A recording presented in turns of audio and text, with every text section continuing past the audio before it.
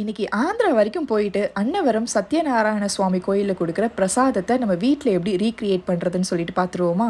கோயிலில் கொடுக்குற பிரசாதத்துக்கு ஈடு இணையே இல்லை, அதை ரீக்ரியேட் தான் பண்ண போகிறேன். நீங்களும் ட்ரை பண்ணி பாருங்கள், ரொம்பவே சூப்பராக இருக்கும்.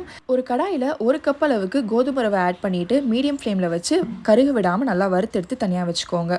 1 கப் ரவைக்கு 3.5 கப் தண்ணி சேர்த்து நல்லா கொதிக்க விடுங்க. அது கொதிச்சு வந்ததுக்கப்புறமா நம்ம வறுத்து வச்சுருந்த கோதுமை ரவையை சேர்த்துட்டு மிக்ஸ் பண்ணி விட்டுட்டு மூடி போட்டு வேக விட்டுருங்க. தண்ணி எல்லாமே கம்ப்ளீட்டாக வத்தி வந்ததுக்கு அப்புறமா 3/4 கப் அளவுக்கு வெள்ளை சக்கரை சேர்த்துக்கோங்க.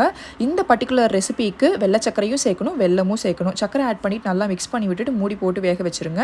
இலக்கம் கொடுத்து மறுபடியும் திக்கனாக ஸ்டார்ட் ஆகும். அந்த டைம்ல நம்ம வெல்லம் கரைச்சி ஆட் பண்ணணும். 1 கப் வெல்லத்துக்கு 1/4 டம்ளர் தண்ணி சேர்த்துட்டு கரைச்சா மட்டும் போதும். பாகு கன்சிஸ்டன்சிலாம் பார்க்க வேணாம். அதை ஃபில்டர் பண்ணி கோதுமை ரவை கூட சேர்த்து மிக்ஸ் பண்ணி விட்டுட்டு மறுபடியும் மூடி போட்டு வேக விடுங்க. கம்ப்ளீட்டா தண்ணியெல்லாம் வத்தி இந்த கன்சிஸ்டன்சி ரீச் ஆனதுக்கு அப்புறமா நான் 1/4 கப் நெய் சேர்த்துக்கிறேன். நீங்க நெய் அதிகமாக வேணும்னாலும் சேர்த்துக்கலாம். நெய் ஆட் பண்ணிட்டு கிளறி விடக்கூடாது, அப்படியே மூடி போட்டு வச்சிருங்க. 3 to 4 மினிட்ஸ்க்கு அப்புறமா கிளறி விட்டுக்கோங்க. இப்போ இது கூட ஒரு முக்கியமான பொருளை ஆட் பண்ண போறோம். இதை படிகாரம்னு சொல்லுவாங்க, நாட்டு மருந்து கடையில எல்லாம் கிடைக்கும். கொஞ்சம் மட்டும் நுணுக்கி எடுத்து வச்சுக்கோங்க. ஜாதிக்காயை கொஞ்சம் துருவி வச்சுக்கோங்க. இது கூடவே ஏலக்காய் தூளும் சேர்த்துட்டு நல்லா கிளறி விட்டுக்கோங்க. அவ்வளோதாங்க, நம்ம அன்னவரம் கோயில் பிரசாதத்தை ரீக்ரியேட் பண்ணியாச்சு. ட்ரை பண்ணி பாருங்க, ரொம்பவே நல்லா இருக்கும்.